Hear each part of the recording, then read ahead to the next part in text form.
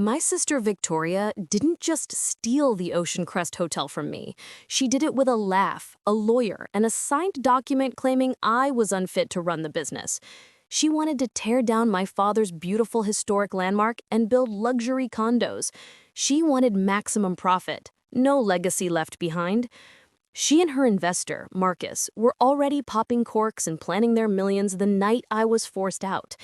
But my father was smarter than her greed. He made sure the soul of that hotel, its true legacy purpose, was protected by a single ironclad clause. Victoria thought she had me cornered. She thought she was making a deal. But I was about to turn her multi-million-dollar fortune into the biggest and most beautiful financial disaster of her life. The hardest day of my life wasn't watching my father's casket lowered into the ground.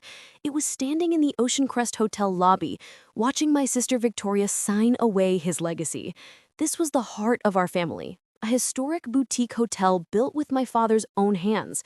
But she only saw a multi-million-dollar plot for luxury condos.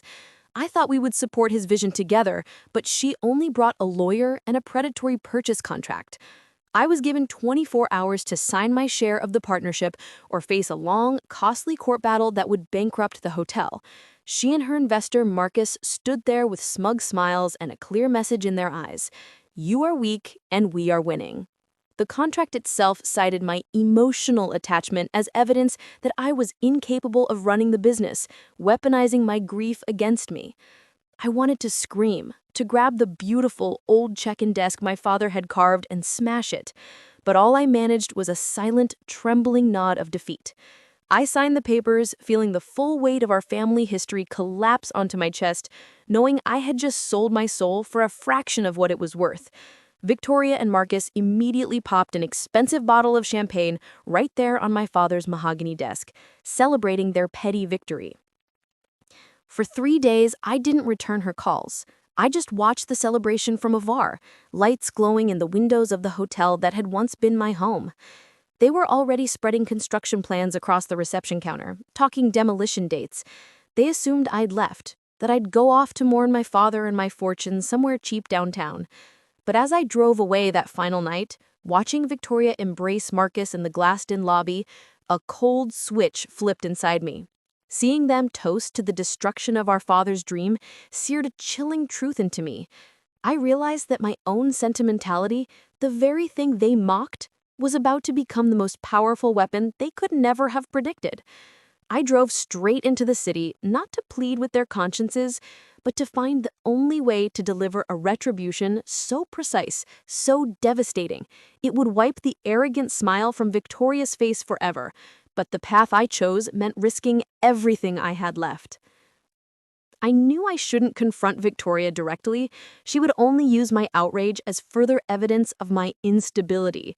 My revenge couldn't be loud. It had to be a discreet, sophisticated maneuver that struck where her ambition lived, the hotel's corporate value. Fighting her for a larger payout would only line the lawyer's pockets, and I needed something permanent, something irreversible. I spent the next 2 days in the musty records room of the downtown library, poring over the original deeds and the elaborate family trust my father had set up 20 years earlier. Victoria's slick lawyer had focused only on the most recent partnership agreement, ignoring the tedious legal foundation underlying the entire property. In the depths of a faded appendix, I found a clause my father rarely mentioned, simply titled the Community Legacy Clause. It stipulated that if the property's primary corporate vision failed to meet a defined community public purpose for 2 consecutive years, a specific legal loophole could be triggered that would fundamentally alter the hotel's ownership structure. It wasn't about money, it was about the soul of the hotel. My father hadn't merely built a business, he had intended the building itself to serve the coastal community. Victoria's plan to tear it down and replace it with luxury condos was a direct, arrogant violation of that deeply held intent, leaving her claim completely vulnerable. I finally found a law firm that specialized in historic preservation trusts and community revitalization. I entered their elegant office not as a victim signing divorce papers, but as a strategic investor with a clear objective. I wasn't asking them to get the hotel back. I was asking them for a legal instrument to redefine its purpose and, in doing so, legally erase Victoria's control. The senior partner, an older, stern woman named Miss Hayes, listened to my plan without interrupting once, her face utterly unreadable. Mrs. Hayes's smile was slow and utterly terrifying. It confirmed she wasn't just a lawyer, she was a tactical ally. "Your father, Ethan," she declared, sliding the massive trust document toward me, "was a genius. He didn't just build a hotel, he built a fortress around his mission. This community legacy provision is unbreakable, and your sister's current actions violate it completely." She explained that the clause required a 90-day waiting period after any significant operational change, such as a transfer of ownership, for the new managing partner to present a specific municipal resolution affirming the property's community use. Victoria and Marcus were so focused on demolition permits and sale price that they had completely ignored this obscure procedural requirement. They presumed that signing your contract was the final step in their hostile takeover, Miss Hayes observed, pointing to the clause with a precise finger. They overlooked that they need City Hall's public approval for their non-community plans, and in 2 weeks, when that window expires, their current claims of ownership will become legally null and void. The enormity of my father's foresight hit me. He hadn't merely created an inconvenience, he had set a legal trap, betting on Victoria's arrogance and hunger for profit to make her overlook the paperwork detailing the community requirements. It was his final, silent judgment on her character, and the beautiful irony of it nearly overwhelmed me. Our next moves were decisive and quiet. Miss Hayes would discreetly file the legal paperwork to transfer operational control of the hotel to the executors of the Legacy Fund the moment the 90-day window closed. My revenge would be carried out in the public record, a victory achieved without a single argument or accusation. They'll be preparing for demolition while we prepare the final deed transfer, Miss Hayes concluded, eyes half closed. We'll let them feel safe, Ethan. Surprise is our deadliest weapon against their greed. I went back to my cheap downtown apartment, no longer consumed by despair, but driven by a cold, surgical focus. The 90-day compliance window was less than 2 weeks away, and I had to maintain the illusion that I was completely broken and out of the picture. Every time Victoria's name lit up my phone, I let it ring. Victoria, for her part, couldn't contain her premature triumph. She posted photos on social media of Marcus and her toasting over demolition plans spread across the hotel's old bar. They openly celebrated the destruction of our family's legacy, utterly unaware that the legal foundation beneath their feet was eroding by the hour. Their speed of greed was my greatest asset. They wanted the hotel empty, sold, and demolished before any sentimental obstacle could arise. They treated the historic preservation community as a minor nuisance, never realizing that the real threat lived in the very documents they paid so little attention to. Miss Hayes and I worked in secret, finalizing details for the hotel's ultimate transformation. It would become the Ocean Crest Community Arts and Education Center, a vision perfectly aligned with my father's original community intent, an aim Victoria could never legally contest. I found a deep sense of peace in that plan. I wasn't fighting for profit, I was fighting for purpose. Victoria wanted to maximize her return, I wanted to maximize the hotel's impact. The true victory wouldn't be getting the hotel back so much as ensuring it could never again be poisoned by her avarice. As the final week approached, I felt the intense, thrilling hush that comes before a bomb drops. The countdown was real, and my only task now was to wait for Victoria to fall into the brilliant legal trap my father had set for her. I sat across from Miss Hayes, the final, binding legal documents spread open before me, the assignment of trust control. The 90-day compliance window had officially closed at midnight, and because Victoria had been negligent in her pursuit of profit, the hotel was now legally subject to the community legacy provision. The air in the room was thick with the weight of the imminent act I was about to perform, an act that felt monumental and utterly decisive. "As soon as you sign this," Miss Hayes said, in a low, firm voice, "operational control of the Ocean Crest Hotel will transfer immediately. Victoria will receive a notice from the city registry, but the ultimate beneficiary, the public, will be the Ocean Crest Community Arts and Education Center." I pictured the beautiful historic building, no longer a commodity, but a home for local artists. The image steadied me. The pen felt heavy, a legal instrument far more effective than any heated argument. I signed my name, Ethan, with a steady hand. My signature was clear and final. In that single moment, I hadn't just transferred a building.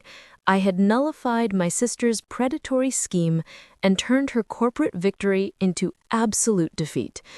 The sense of profound closure was overwhelming. Miss Hayes gathered the documents, a rare, professional smile on her lips. "This is very unusual, Ethan. Most people fight over price. You fought for your father's vision and legacy."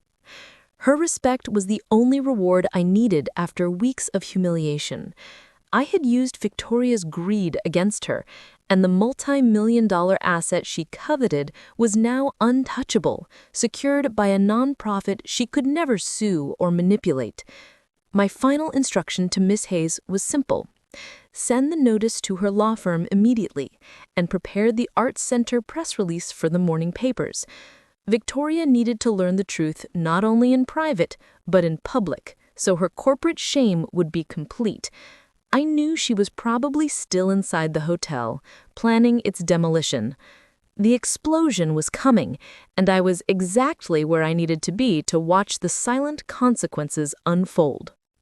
I was sitting in a quiet downtown office cubicle, pretending to work, but really just watching the clock, waiting for the legal notice to hit Victoria's corporate lawyer's inbox. Miss Hayes had arranged for a certified electronic filing directly to their firm's server, ensuring there could be no denial of receipt or legal delay.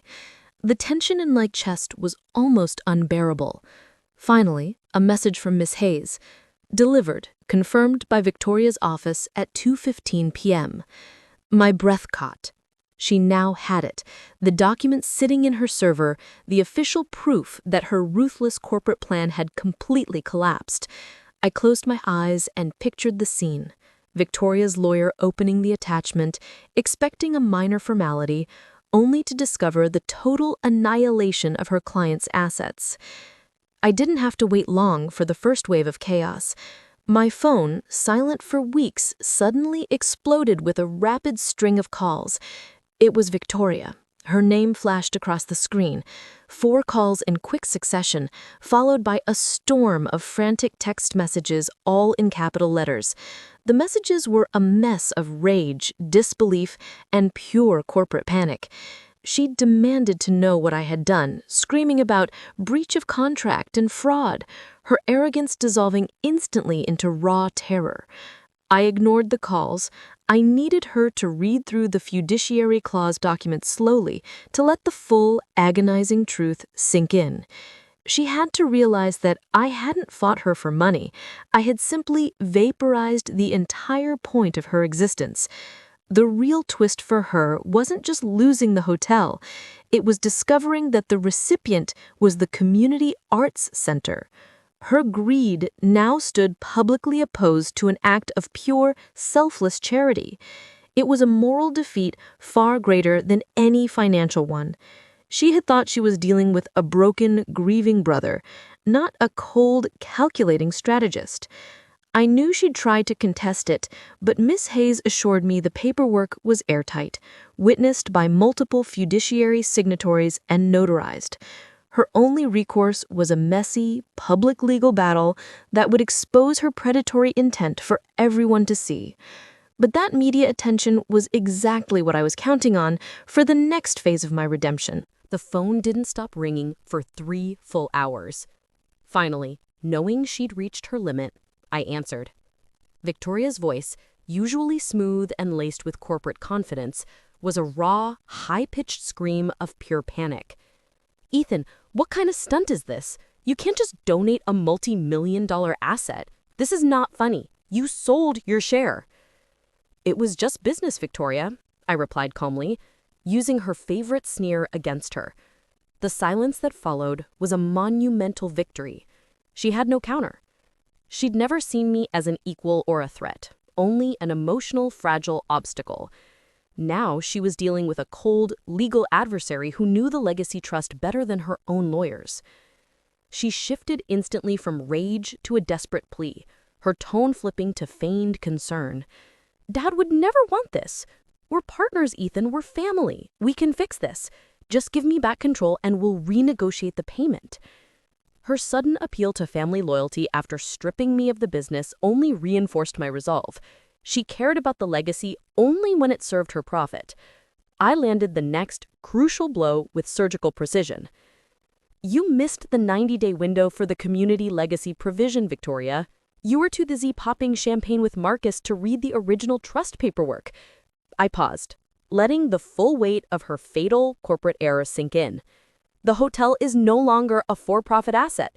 It belongs to the Ocean Crest Community Arts and Education Center. It's done.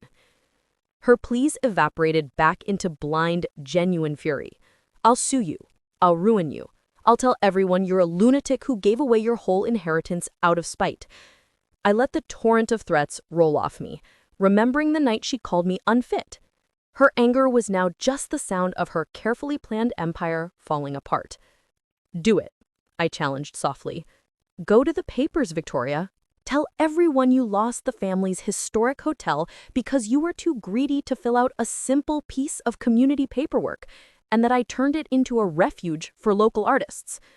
I hung up before she could reply, leaving her alone with the nauseating knowledge that her public exposure would be the final, devastating act of my vindication. She wanted a corporate fight. I'd given her a profound moral and PR catastrophe instead.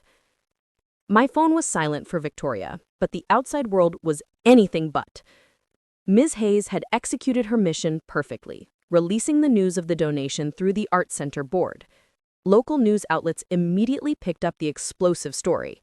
Historic Ocean Crest Hotel donated to Community Art Center. The initial coverage was pure and positive, celebrating the generosity. But the full story, the context of why the donation happened, was too scandalous to ignore. It didn't take long for business journalists and local reporters to dig into the background, uncovering the rushed sale and the details of my forced, abrupt acquisition. Soon, the narrative shifted from charity to a brutal exposé of family and corporate betrayal. Victoria and Marcus's names were plastered across headlines, not as savvy investors, but as the relentless siblings who tried to demolish a local landmark for profit, only to be outsmarted by the very brother they had despised. Public outrage was instant and overwhelming. Social media comments were ruthless, shredding Victoria's character and corporate arrogance. She had sought the spotlight for her achievements, and now she earned it as the irredeemable villain. I watched a segment showing a reporter outside the hotel lobby detailing the moment Victoria received the donation notice. Marcus, in a moment of pure corporate panic, appeared on camera, frantically trying to deny the eviction and demolition plans, only to completely contradict himself and look utterly guilty. His panicked face confirmed everything. The local business community, where Victoria had been cultivating her reputation as a visionary entrepreneur, was already distancing itself. Her carefully constructed professional image was unraveling faster than she could defend it. She had pursued the hotel for wealth and status, and instead her arrogance had cost her both. The beauty of this revenge was its impenetrability. The donation was final, legally sound, and morally lauded. Any attempt at litigation would only put her back in the headlines and force her to publicly admit her greed under oath. She was trapped in a cage of her own making, and the legal barriers only grew stronger with each passing hour. The media storm was the least of Victoria's problems. The real consequences were happening behind the scenes. I learned through a contact at a rival firm that her investor, Marcus, was doing exactly what any selfish corporate shark would do, abandoning the venture. He had no interest in a PR disaster, and certainly no commitment to invest in a now defunct nonprofit art center. Marcus was ruthless, demanding his initial investment back, claiming that Victoria's failure to meet the legacy provision deadline constituted a serious breach of their private contract. He was already positioning to publicly blame her, making her the sole scapegoat for the millions lost in the failed acquisition. The speed with which he abandoned her was a delicious, immediate consequence of her own corporate cruelty. Victoria was cornered, fighting battles on every front: the city registry, the scornful public, and now her supposed partner. Her carefully cultivated image as a savvy, successful developer was crumbling, replaced by the persona of a reckless, panicked amateur. The hotel was closed, profits were zero, and her reputation lay in ruins. But it wasn't just about punishment. The loss of the hotel and the way Marcus deserted me brought me back to my mother. She had always carried a quiet anxiety about Victoria's choice of partners and her relentless pursuit of financial status. My mother had tried, gently, to warn Victoria about her corrosive thirst for external validation. Suddenly, it all made sense. The legacy clause wasn't just a legal oversight. It was my parents' final loving attempt to anchor the hotel, and perhaps even Victoria herself, to a purpose greater than money. They didn't want to disinherit her, but they absolutely wanted to prevent her from inheriting everything and using it to destroy a lifetime of work. They hadn't left me with money to fight. They had left me with the power to choose her fate. Ms. Hayes called me in for one last legal consultation about the hotel transfer. She confirmed that the hotel was fully secured for the Arts Center and that Victoria's attempts to freeze the transfer had been futile. Then she produced a plain brown folder with my name, Ethan, written on it in my mother's whimsical script. "Your mother took one last precaution, Ethan," Ms. Hayes said softly. "This is an investment portfolio, held in an offshore account, completely separate from the family business and the legacy trust." My hands felt heavy as I took the folder, immediately understanding that this was yet another layer of my parents' foresight and protection. Inside was proof of a substantial, entirely private fund. It wasn't the millions Victoria expected from selling the hotel, but it was a quiet reserve, enough to secure my future away from the family drama, without touching the contested corporate assets. My mother, it seemed, had always understood the importance of an independent Plan B.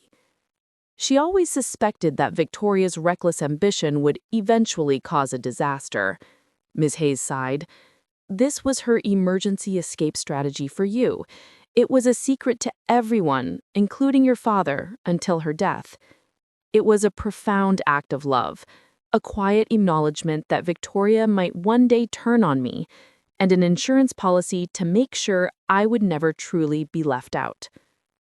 The fund was a personal, silent victory, a comfort that had nothing to do with Victoria's shame. Now I had the financial freedom to build a life on my own terms, not defined by the hotel's wreckage. But first, I needed to make one final, unforgettable statement. The hotel was safe, the money secured, but the final, personal confrontation was still to come. And this time, I would deliver the news myself, face to face. I drove to the Ocean Crest Hotel, not with resentment, but with the calm clarity of a man who held all the cards. Victoria's sleek car was still carelessly parked near the main entrance, a definitive symbol of her assumed entitlement. I entered the lobby, deserted and eerily silent, the grand space echoing the quiet end of her ambition.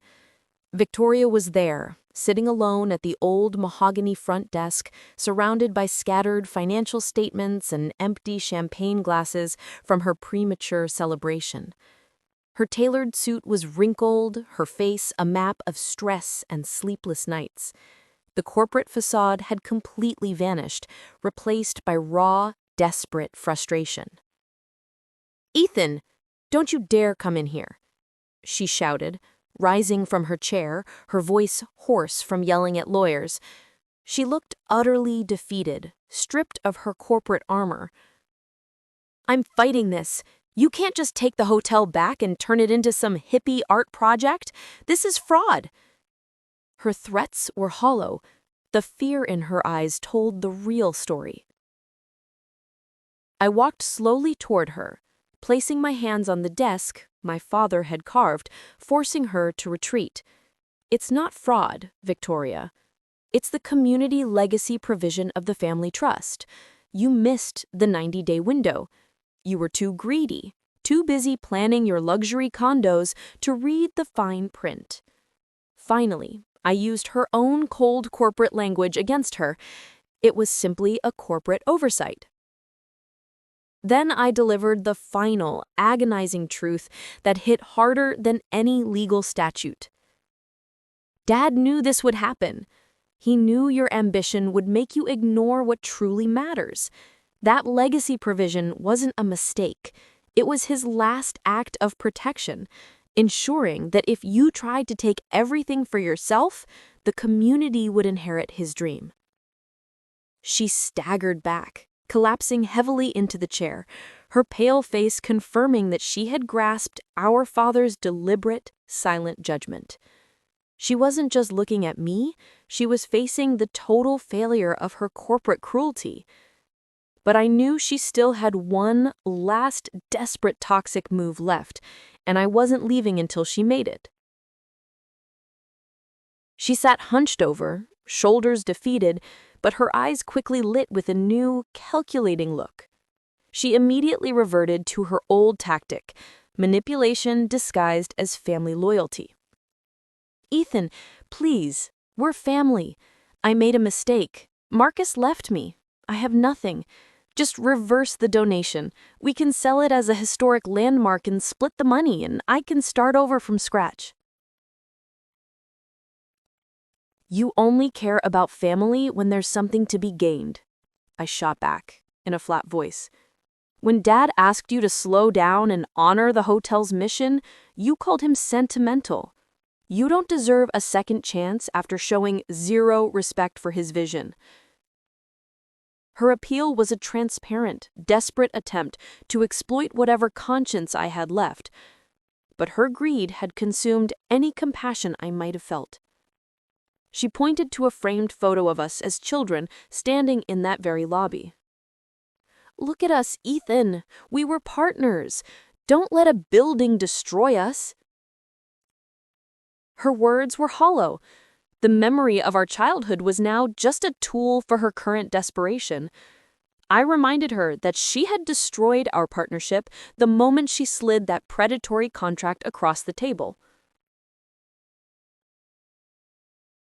Then came the move I'd been expecting, her last bargaining chip. Her eyes narrowed with a flash of the old arrogance. "Fine. You think you've won? I know about Mom's hidden offshore fund. It's separate, but it's still family money.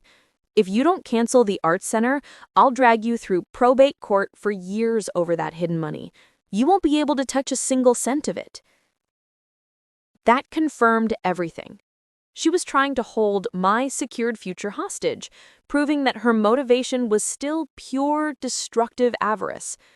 She thought she had found my weak spot, but I knew it wasn't just financially secure, but it was legally untouchable in every respect of my mother's foresight. "Try it, Victoria," I said with a faint, cold smile. "Go ahead and sue.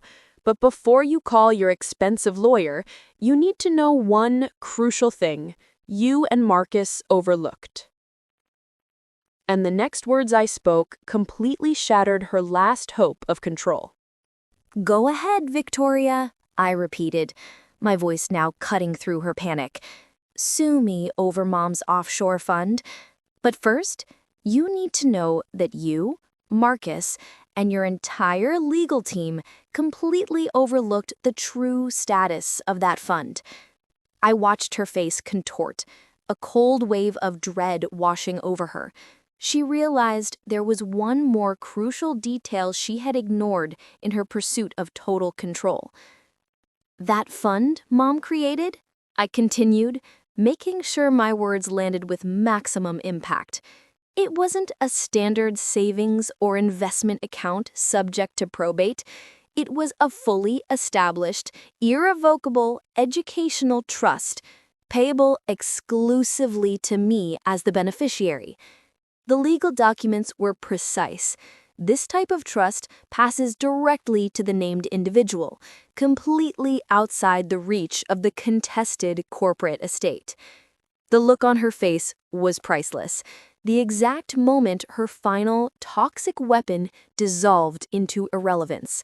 She finally understood that her attempt to hold my future hostage was utterly futile. I watched her slump, the fight leaving her completely, realizing she had been thoroughly outmaneuvered, not just by me, but by the foresight of our late mother.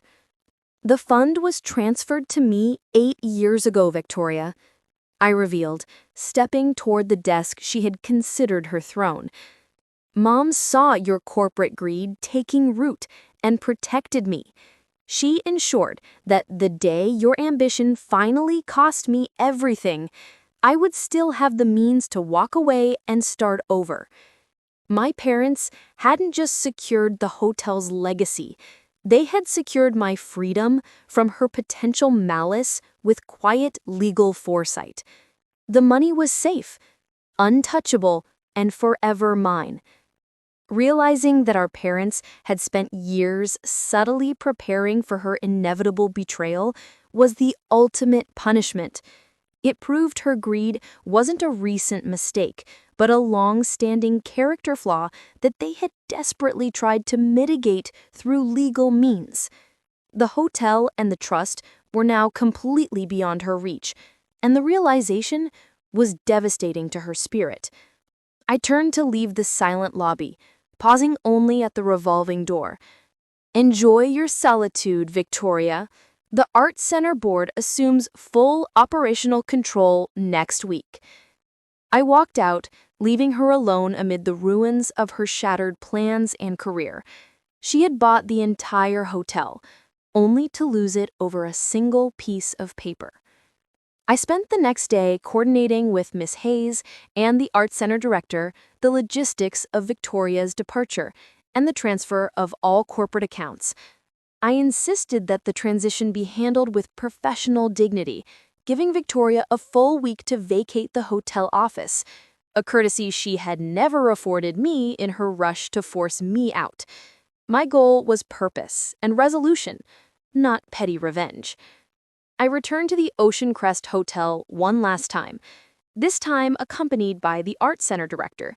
Victoria was still there, silently packing files into boxes in the dusty back office, looking smaller and far less imposing than the sharp CEO she pretended to be.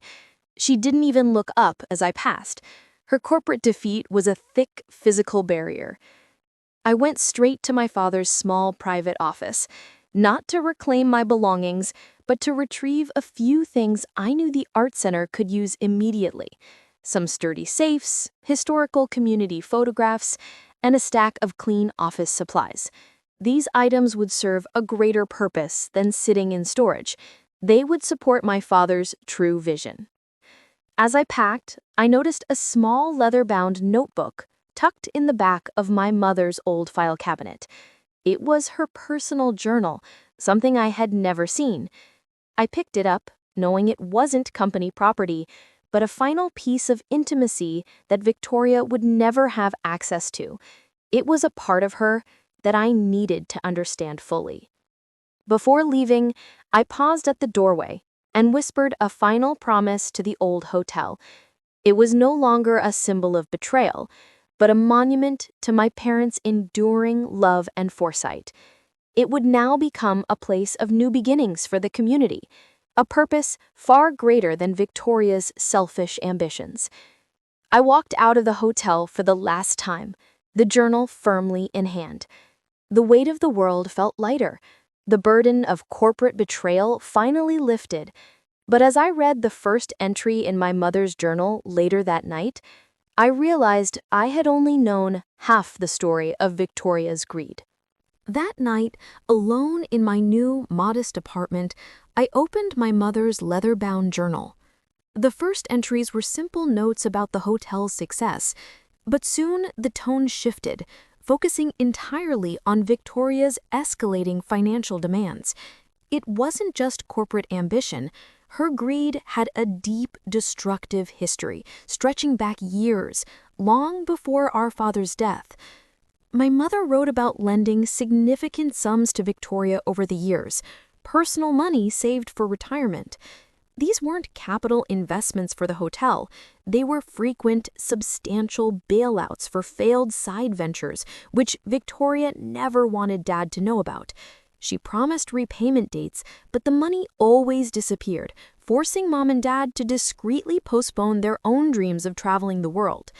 The most shocking entry detailed a massive personal loan given to Victoria 7 years ago to invest in an untraceable offshore fund, a venture that, according to her, would quadruple the family's wealth. It was a complete sham. Victoria lost everything.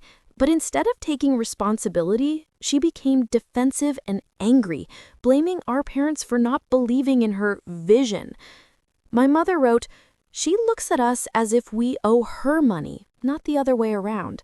Her sense of entitlement consumes her, and she sees the hotel as her last chance to cover her failures." This revelation confirmed my deepest fear. Victoria's eviction wasn't about the hotel's future. It was about hiding her shameful financial past and the debts she felt entitled to erase.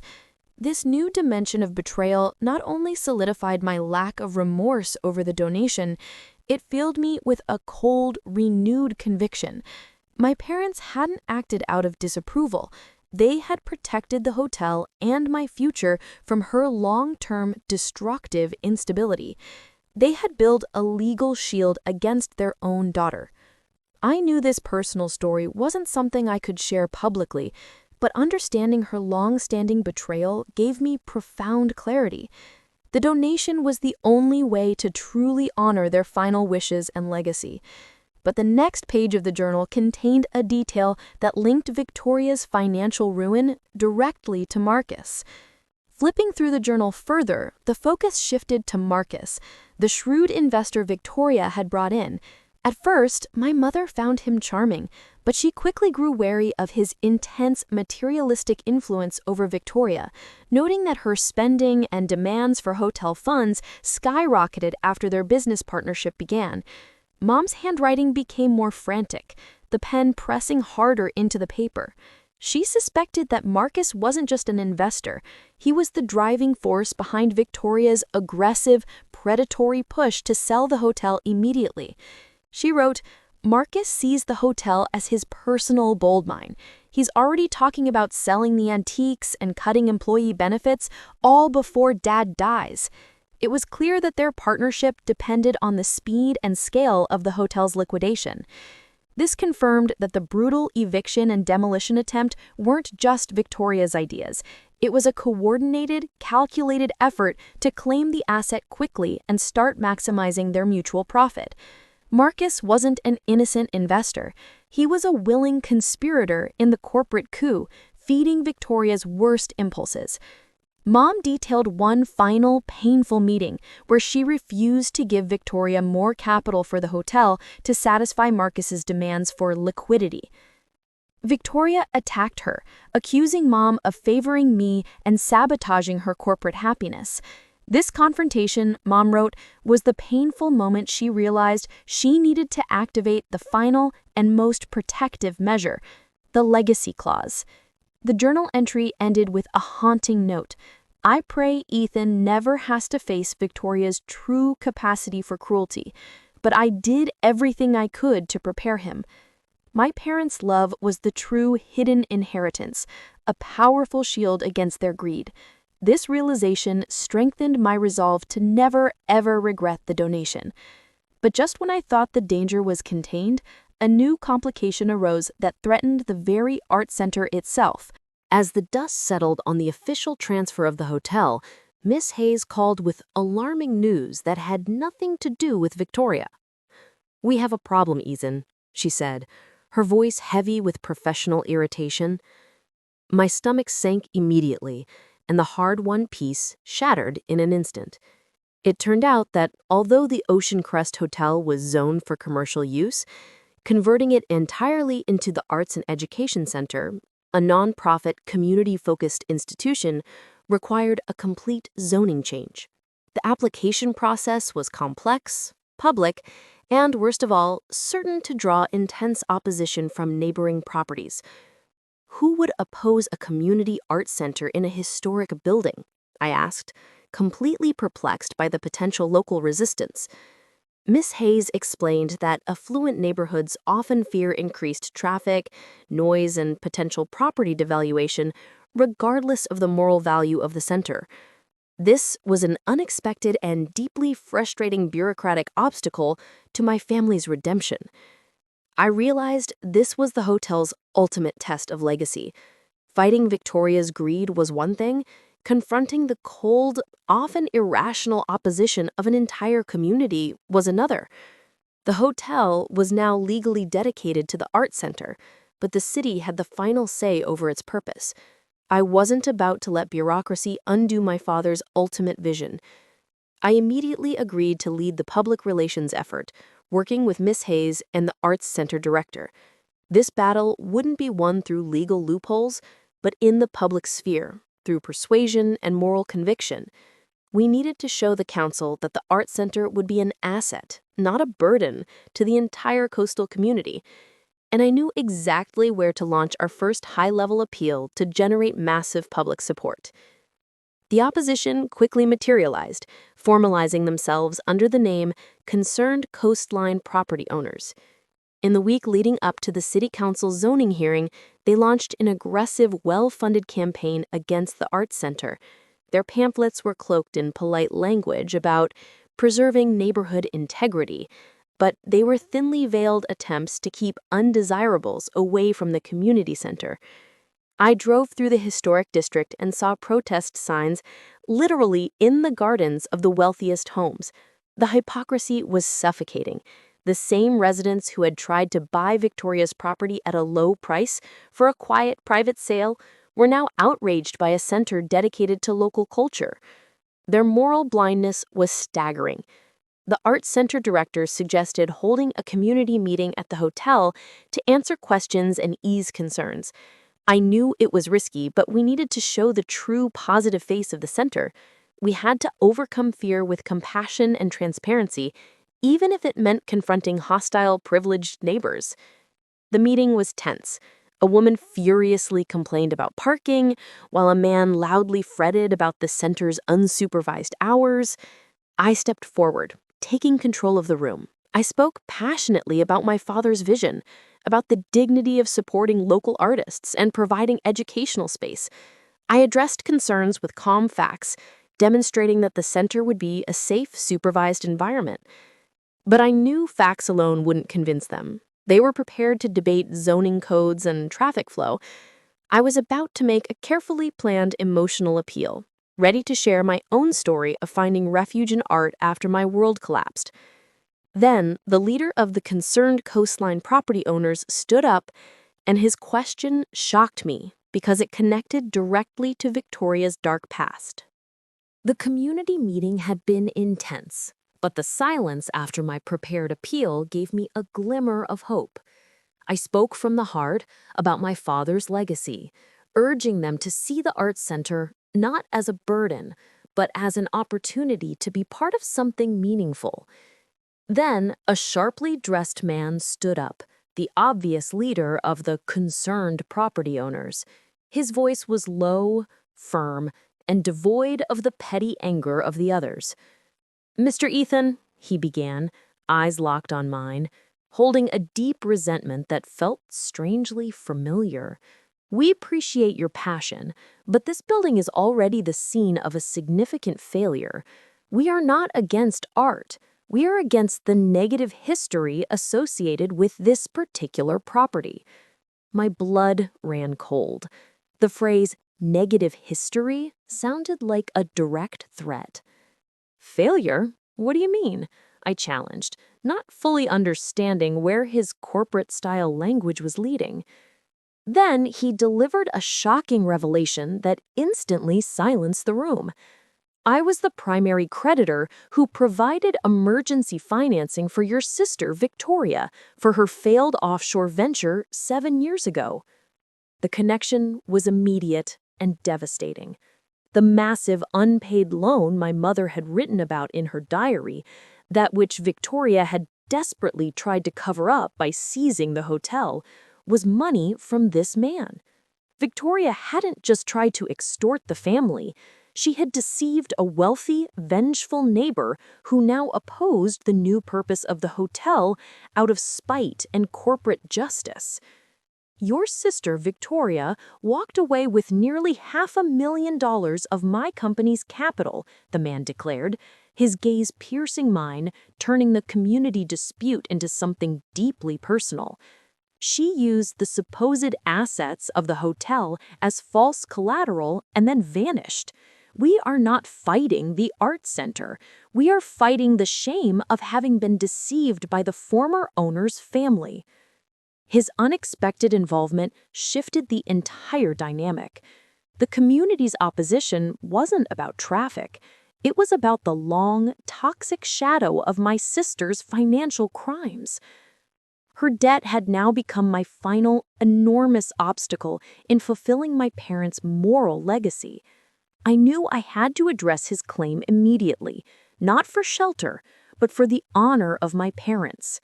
Yet the promise I was about to make would put all my secret and secure funds at risk. The room buzzed with renewed tension.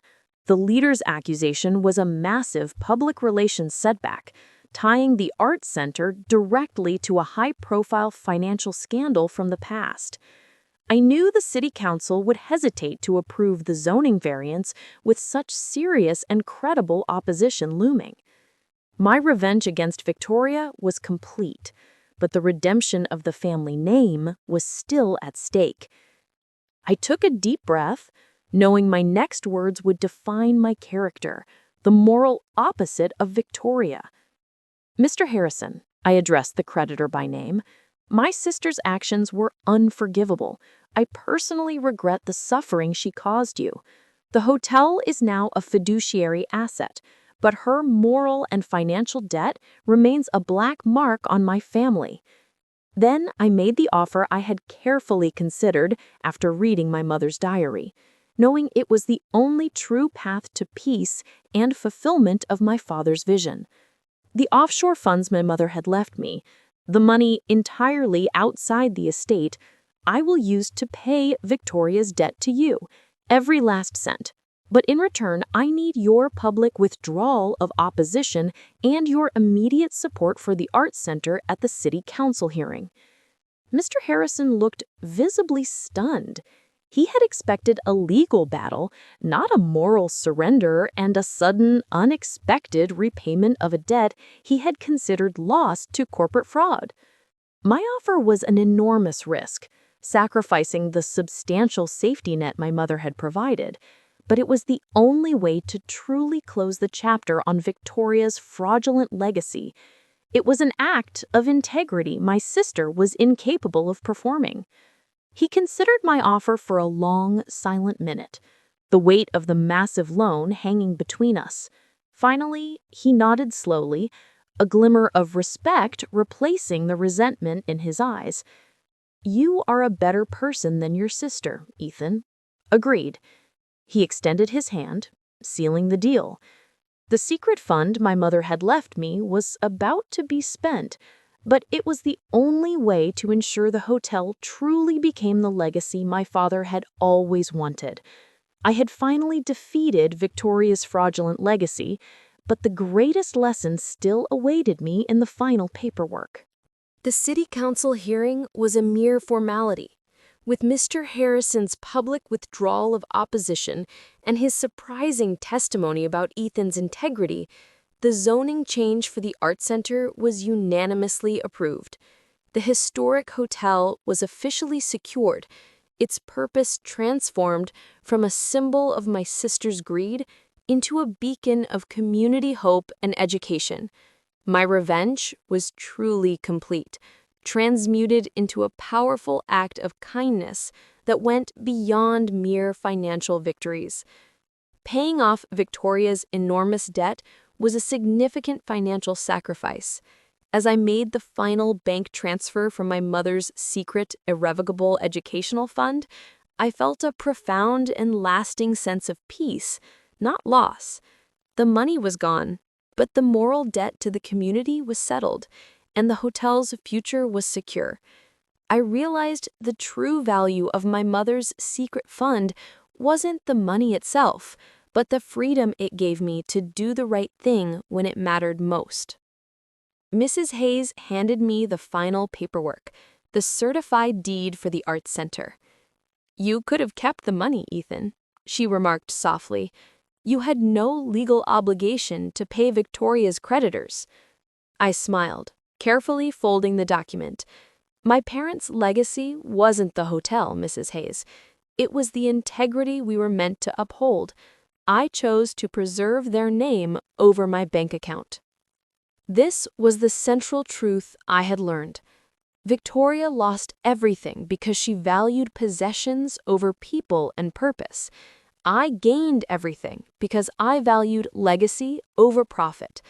The hotel itself was the object of the struggle. The true inheritance was the moral clarity to choose altruism over greed, even at great personal cost. Later, the Arts Center board informed me they were creating a scholarship fund in my mother's name, honoring her quiet foresight and love. That small gesture represented more than $1 million in market value. I had successfully closed the door on past trauma and opened a window to a future built on strength and principle. But there was one final, brief encounter that sealed my ultimate and complete victory over Victoria's betrayal. A few weeks after the official zoning approval, I passed by the Ocean Crest Hotel one last time. It was silent, completely empty, awaiting the arrival of the Art Center team to begin renovations. Victoria had moved out quietly, and her ultimate humiliation was a silent whimper rather than the corporate crash she deserved. She was gone, taking her greed and shame with her. I didn't stop, but I noticed a small piece of paper tucked under my car's windshield wiper, a hastily scribbled note from Victoria. My heart raced for a moment, anticipating a final threat or a desperate apology. The note was brief, just 3 words written in a sharp, familiar hand. No signature, no explanation, just a complete and utterly defeated acknowledgement of my moral and legal superiority. The note was the final confirmation that she knew she had been defeated, not just legally or financially, but morally. It wasn't an apology, but it was the closest thing to an admission of failure I would ever receive. I crumpled the note and tossed it into the nearest public trash can, letting her toxic legacy disappear with it, freeing me from her shadow forever. I moved away from the coast to a smaller community. With the modest remainder of my mother's fund, I bought a small studio workshop. Nothing fancy, but entirely mine. It had plenty of light and high ceilings, a perfect place to finally pursue my passion for woodworking and rebuild my life in peace. It was a space chosen by me, not taken by her. The journey taught me that being inadequate was never the problem. The problem was my sister's empty, greedy heart. True strength doesn't lie in legal battles or multi-million-dollar victories, but in the courage to do what is right in the face of injustice. The true inheritance was the wisdom to let go of bitterness and the determination to honor my parents' love. My story didn't end with a loss, but with a profound understanding that my parents didn't leave me an empire. They left me a legacy of integrity and the ultimate power to define my own worth. And that was a victory my sister Victoria could never buy.